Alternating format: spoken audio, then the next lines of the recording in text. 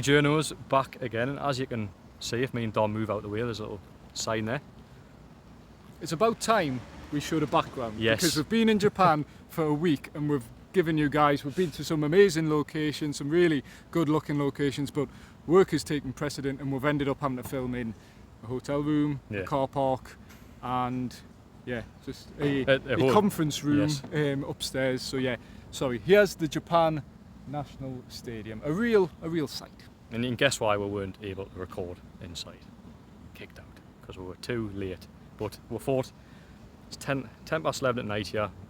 It would have been easier to go back to the hotel, but we want to give you guys a bit of a scenic background. So I'll let you decide if you think that's scenic, but we think it's quite nice. The stadium is some size. Relevant to what we're talking about. Yeah, I would say that the stadium is very much similar to West Ham United's London Stadium. Quite a similar infrastructure inside, like getting in lifts and all kinds of stairs, etc. But enough about that anyway. Obviously, we've been in there tonight watching Newcastle United. Unfortunately, the trip ended with a 2-0 defeat against Yokohama F. Marinos. Yeah.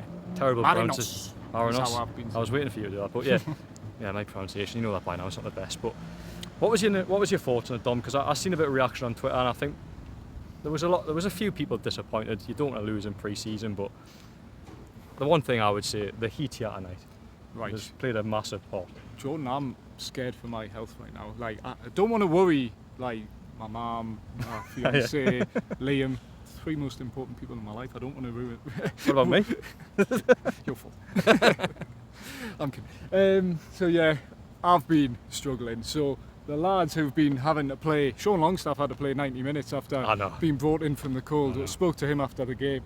Honestly, some struggle, and you can see why Newcastle struggled tonight on the pitch as well. Not to make excuses for them, they weren't good enough in most senses of the word.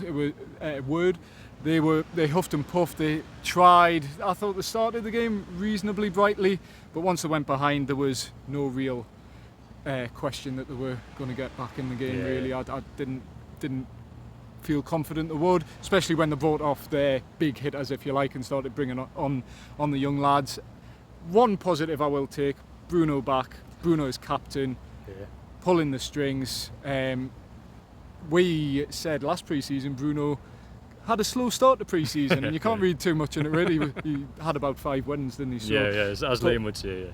But he looked fresh, and I think he was certainly, from Newcastle's perspective, my man of the match. Yeah, I think he was head and shoulders above anyone on that pitch, to be honest, and that includes the home side players as well. Even though they won, I thought everything in that first half came through him. He was at the heart of everything. I know we say that pretty much every game with Bruno, but Newcastle's best chances came from Bruno putting the ball in behind. He was constantly looking for Isak and Barnes, Almiron as well, and there was a lot of balls he did get in behind, but just didn't quite have that finishing touch in that first half. But you put Bruno on the team, and although lost tonight, just looked immediately better. I just thought the first half Newcastle just didn't have the shooting boots at all. I actually thought they were probably the better team, but obviously fell behind. And then, as I say, the second half was, I think, 7 changes at half time. You then had Lewis Hall coming off midway through. I think Joe Linton did as well. You then got Ben Parkinson leading the line from 45 minutes onwards. So it was, I think obviously the heat, as we've mentioned, hot and humid here, and I was sweating watching it, to be honest. And I would hate to think how the players felt playing in it. I think that played a part, and as I say, with the changes, I just think it all disrupted Newcastle's momentum, and it was just one of them typical sort of pre-season games where it just fizzled out. But Bruno, of course, the huge positive, wearing the captain's armband tonight as well, which I think, and you planted the seed with this, Dom. I think that hints at something, and I think that hints at maybe not being captain, but there's a place on Newcastle United's player leadership group team. That's a lot of words, but because Matt Ritchie's left, the players will vote who ultimately replaces Matt Ritchie on that team, and Bruno with the armband tonight. For me, that probably suggests that he'll be the man that goes on that team, and for me, it's an absolute no-brainer, as we've called several times on this channel, that if it was up to us, Bruno Guimaraes would probably be our captain overall. He's a leader by example, isn't he? Quality we saw tonight, even in pre-season. His desire to win everything when he's on a football pitch is is second to none. And yeah, it was something we've discussed for a while. If you want to keep Bruno long term, you've got to love him, you've got to make him feel like the main man, and I think the captain's armband helps him do that. And he put in it's pre-season, but he put in a captain's performance tonight, I thought. And yeah, something I wanted to ask Eddie Howe, but Japanese press conference, very strict. Yeah, I know. Didn't get time.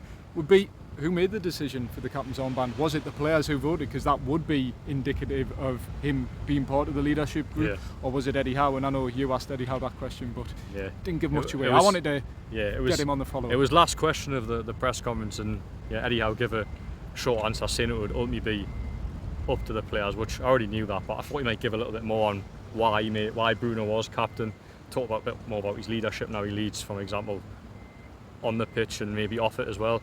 But yeah, we didn't get the answers we were looking for in that regard. But I do think it's probably a little hint. And I will give credit to you, because you did on Tuesday when we spoke to Eddie Howe actually open the discussion about the leadership team, and it was revealed that they will be voting someone on. So tip off to you for that, Dom. Thank you. Well, it's tip off to Liam really, because he's been Liam's not even peddling here. this Bruno for captain narrative for a while, and I thought, you know what, I'll give a bit of Liam Kennedy into it. He's not even here, but Liam's getting assists. He's here in spirit. He's been missed. But he's been speaking to us all week, and saying we're doing a good job, which is always nice to hear. Yeah. It's been a busy one. This is our final act in Japan, because we've got a flight back tomorrow morning-ish. Yeah, it's at 1 o'clock here, but obviously you have to be at the airport quite early. So, and the airport is actually sort of, I say outside the city, but it's in the city obviously, but quite far out in the city. If that makes sense. Just a word on the city.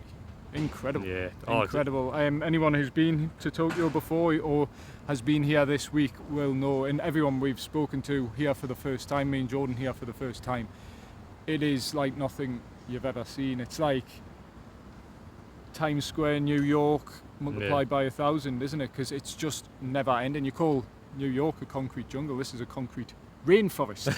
I like that. Yeah. It's just, we went up, like we mentioned on another video, the government building near our hotel.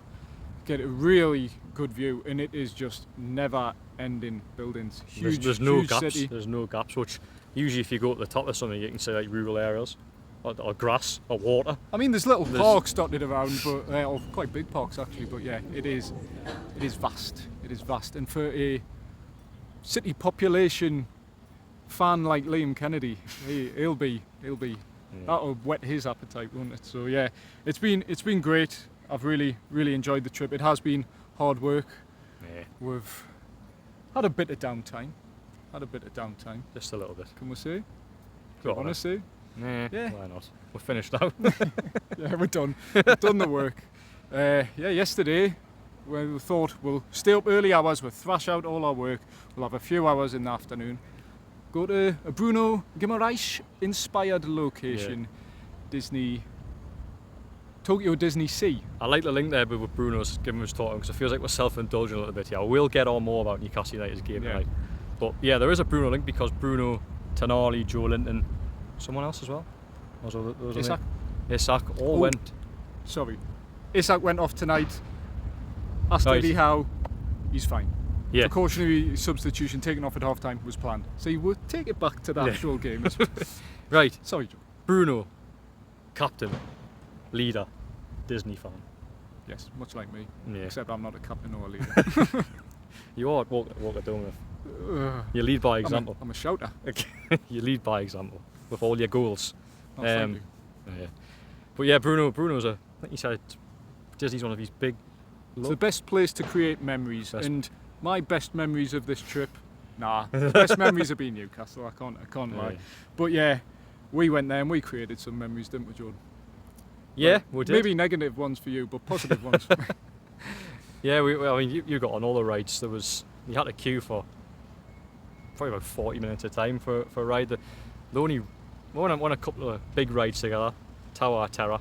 Shout out to Jordan, because Jordan said, I won't go on Tower of Terror, but I'll queue with you, Dom. And it actually, probably a hindrance, because you don't have to queue if you're by yourself. But, I know, but come on. Tower of Terror, my favourite ride. Jordan can vouch for me here. You put me in a normal lift, and anyone who knows me, I get a bit jittery, but put me on a recreation of a lift disaster and I'm in my element. So yeah, that was fun. And anyone who's been to Tokyo Disney Sea, it is my favourite Disney park. Highly recommended. Yeah, and I disagreed on that one. Jordan didn't like I haven't fought this trip, but I had a disagreement about Disney because for me, Orlando, I've had the privilege enough to go, and for me that is, in terms of nostalgia, the original, that can never be beaten. But you said I mentioned about the rides. There's probably, I would agree that this one's probably more of a theme park, whereas Disney's more.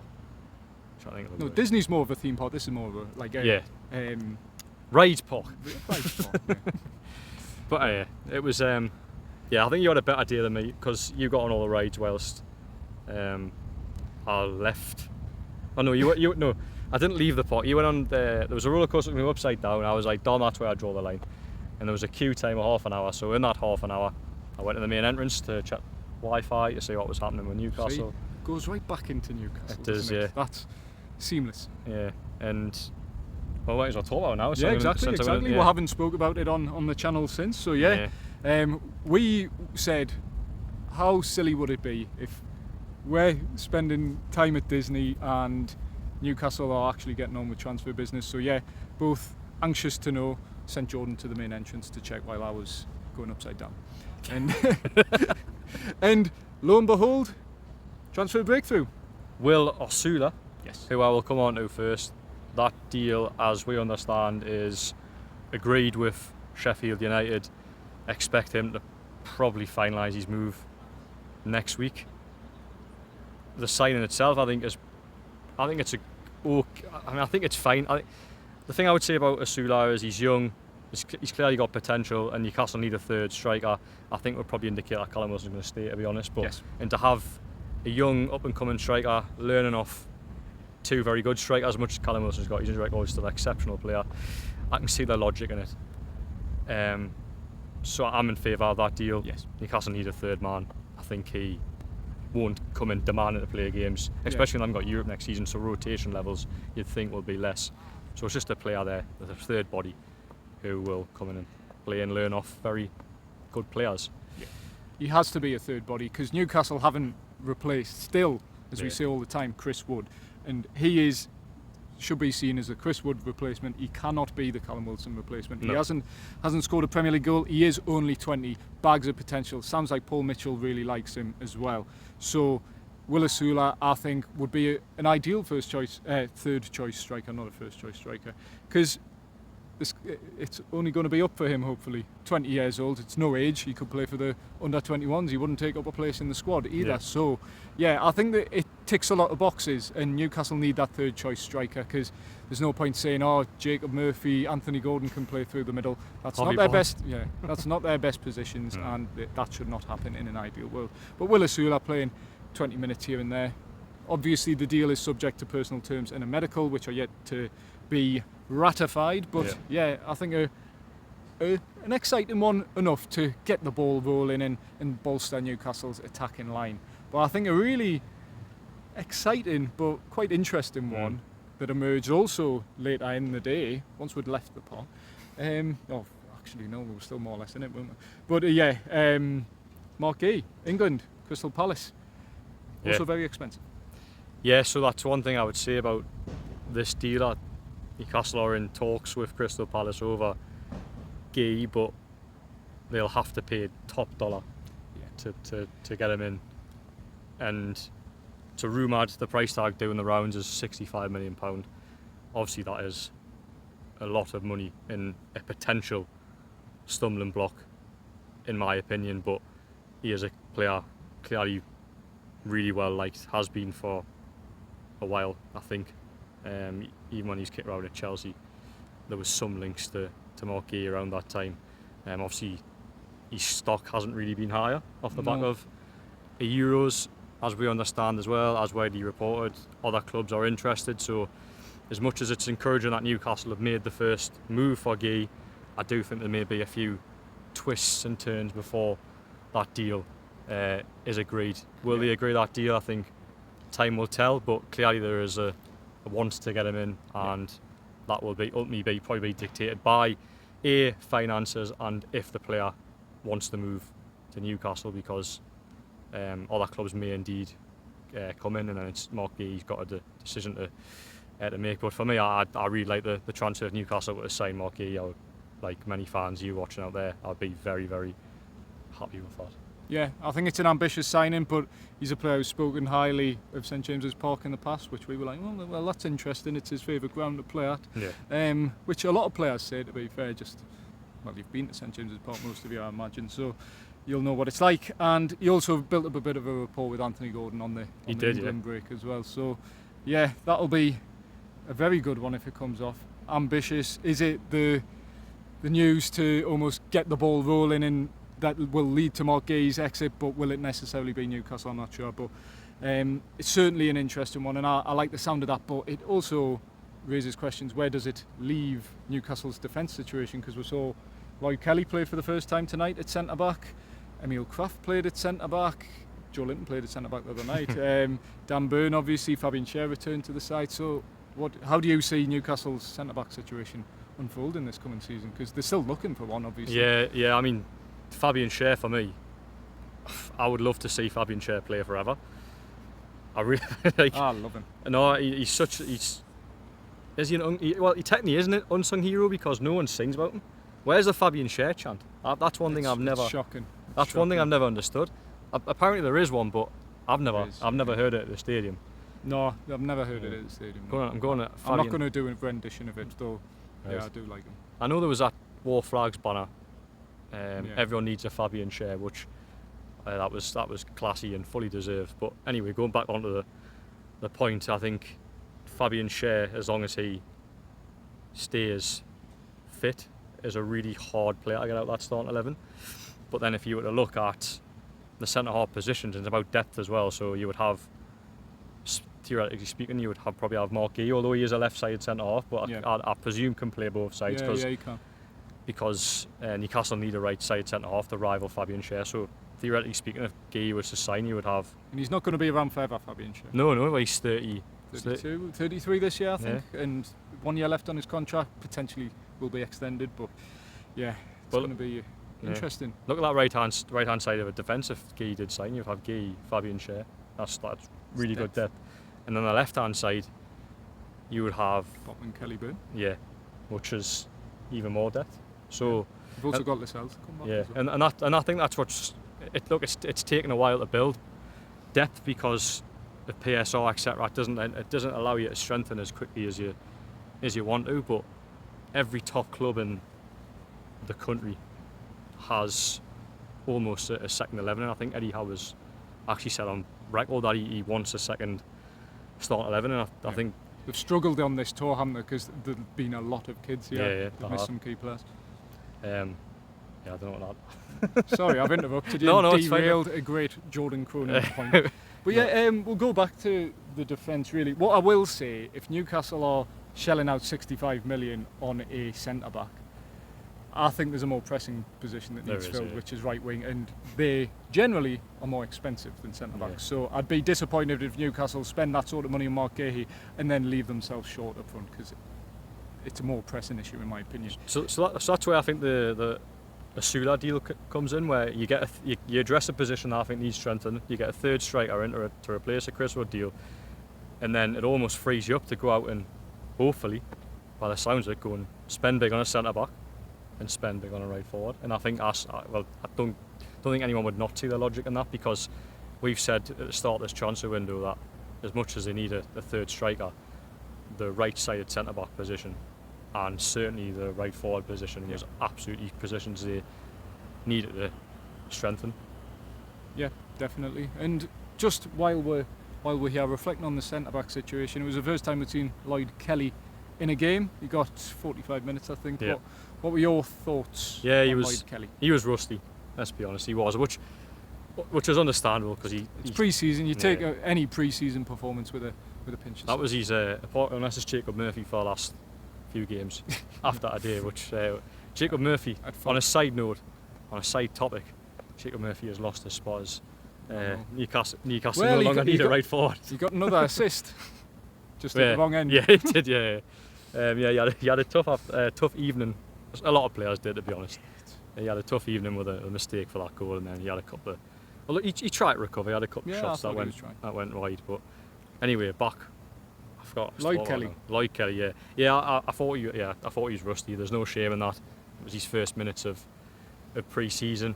There was different moments where there was one where this is the bad moment, if you like. I say it bad, but it was a risky moment when the ballers came over the top. Lloyd Kelly has brought the player down. The referee has blew his whistle, shown a yellow card. I think that happens in the Premier League. I think the referee... Does it go to VAR? I think the referee's got a decision to make in terms of whether or not Lloyd Kelly stays on the field. But then 2 minutes later, he makes an unbelievable interception. Yeah. Where he stretches to win the ball. So we're seeing that sort of good and bad now. He was okay in possession at times tonight. So there was moments, good moments and bad moments from Lloyd Kelly, as I say, from a player that is clearly rusty. You'll benefit from tonight, and then hopefully you'll get good minutes in his legs for the Salah weekend or next week. Yeah, I think 45 minutes in these conditions is no time at all to it's not. deliver a verdict on Lloyd Kelly, but we can only say what we've seen. And tonight, as I think Lloyd Kelly's performance was in keeping with Newcastle's in general, where it was just, had moments, but generally struggled in some ways as well. But more to come from him, we hope, this pre-season and ahead of the new Premier League season. So where next? I'm trying to think of...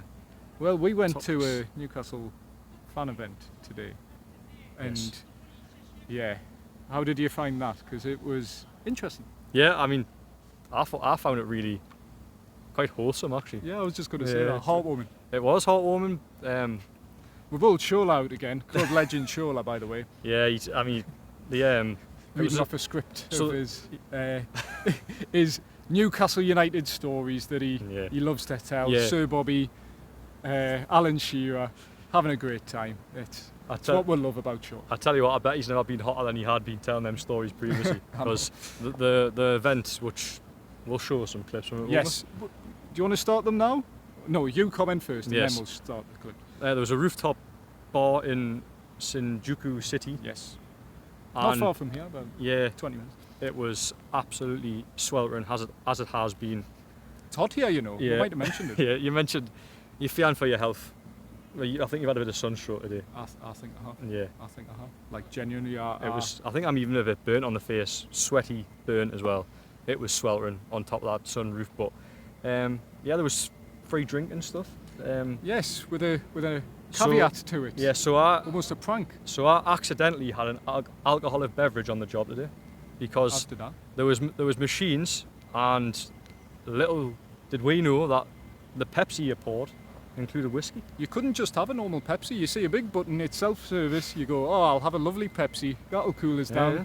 No, it's a JD and Coke, basically. It is, yeah.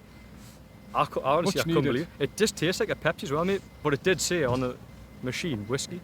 Yeah. And there was only 2 drinks that weren't on it, and it was soda and water. Yeah. So there was not much choice. So there was a lot of I think by the end there was a few leery people, shall we say, as you would off the all-inclusive free drinks, and exactly, yeah. There was a nice moment where I'll put over the top of the screen now so you can see it, where there's fans from all different corners of the world singing about Sandro Tonali. So you've got Japanese, English, plenty of other nationalities as well. Australian, Singapore. They were there as well.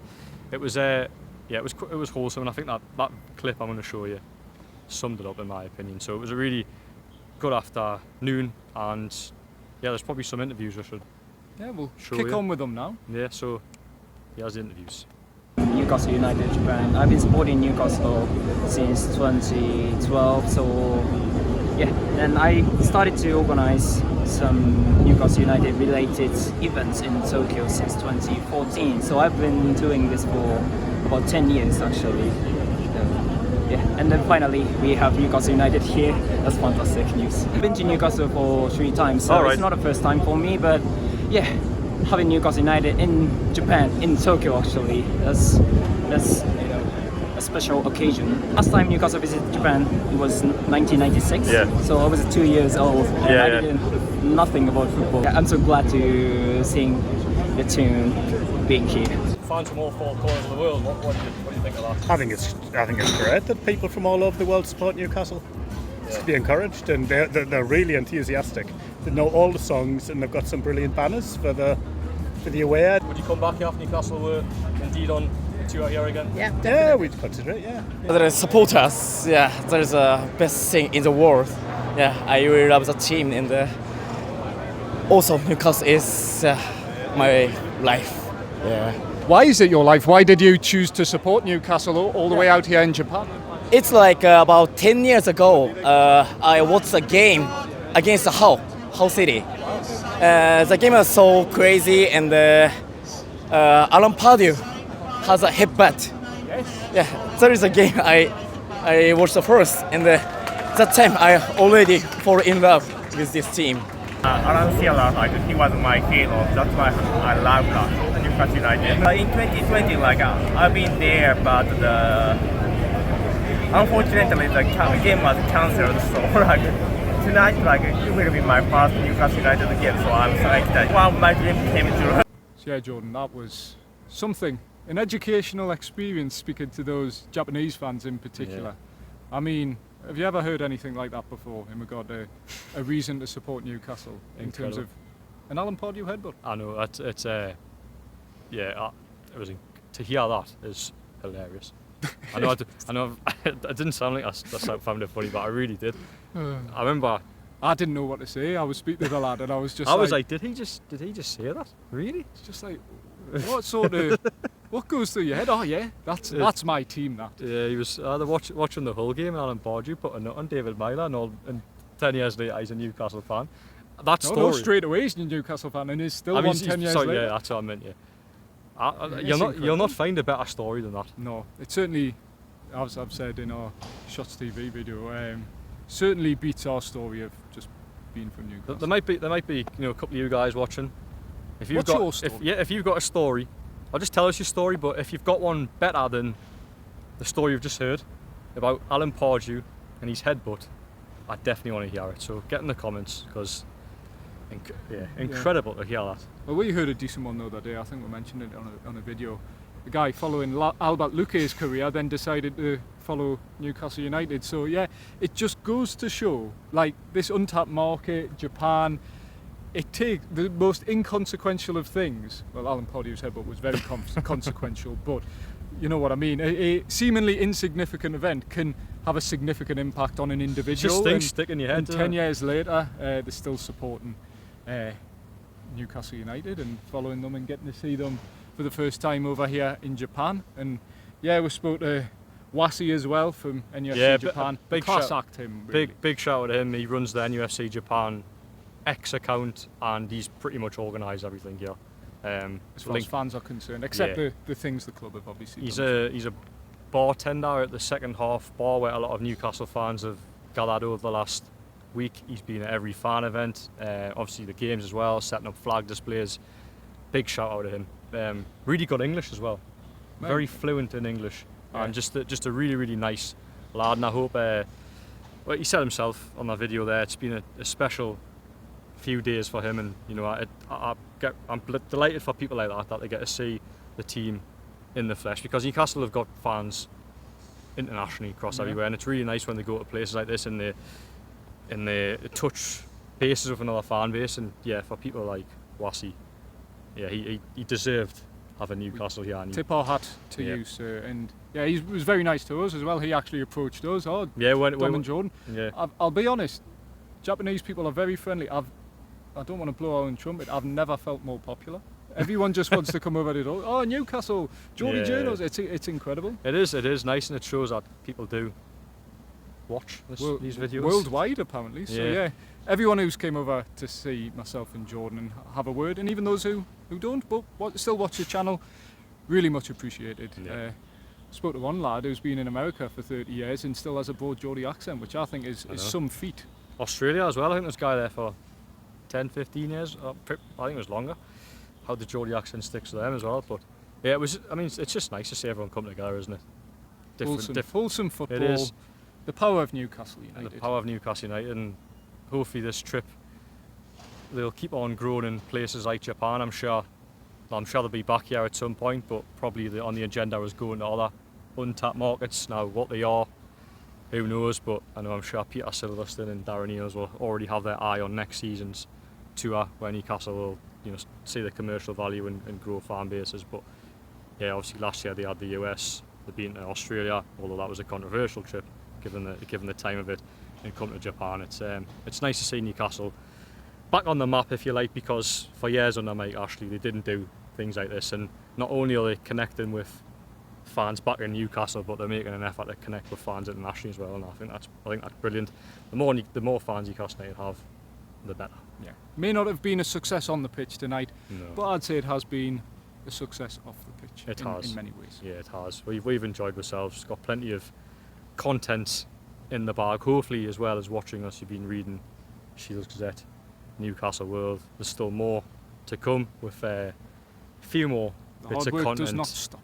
in our bags. So yeah, stay tuned to that, and YouTube as well. Thank you for everyone that's watched the videos. I mean, some of them have probably been a bit of a waffle. This one probably has been a waffle. Yeah, But we'll try our best, don't we? Yeah. We want to try and, as we do with all our videos, just try and bring you a little closer to the action if you can't be here, which obviously many of you couldn't be in Tokyo. So we'll try our best. Not everyone likes it. Not everyone likes us. Sadly, we're not always it's popular. the price you pay. But we'll try our best. We're two fans, 3 fans, 3 journalists. Yeah, and we try our best to give you the best content. Yeah, it's been a really, really humbling trip, a really, really lovely trip. I've enjoyed almost every second of it. There was probably about an hour when I was in the stadium and I thought, I might not be able to work here. Like, I need a lie down, but fine now. Good. People will be pleased to hear. Well, most people. I didn't want to carry you home. I know, I said, look after me, Jordan, just in case. So yeah, it's been a really, really good trip. Tokyo, I'm very impressed with the city. It's like nothing. We've said it's like you're in a video game or something. It is, yeah, isn't it really or is. Movie. It really is, yeah. It's like every building at night lit up. I mean, we've seen some landmarks on the journey here. The Shibuya crossing. Aye, the Scramble crossing where Newcastle promoted the third kit as well. Yeah. Yeah, and then obviously when we walk around there, we've seen a few Newcastle players as well, like Kelly Lewis Hall. That's been a good thing about this trip as well. You walk the streets and you just bump into people. Yeah, you feel a bit closer to the club because today, like even at the fan event, we had Darren Eales, Peter Silverstone. You can just have a normal chat with them, and they're open. And Eddie Howe's been the same. Yeah, it has. Yeah. To a degree, we saw him at the end tonight after the press conference. I didn't get to get my Bruno question in there, but I had a quick word with Eddie afterwards, and obviously he's enjoyed the trip on the whole as well, I think. So yeah, it's been really good, really, really good. And now a lot of work tonight and a long journey home tomorrow into Monday, and then back to our normal day jobs, back down to earth, back in the cool, looking ahead to the Sella Weekender. Yeah, I think when we get back from Tokyo, we'll need to lie down for a couple of days, but then we'll get back on. I don't think we've slept. No, we haven't. No, we've had a bit of time where we've been able to see the sights, as we say. We've worked to see the sights. We haven't just worked into the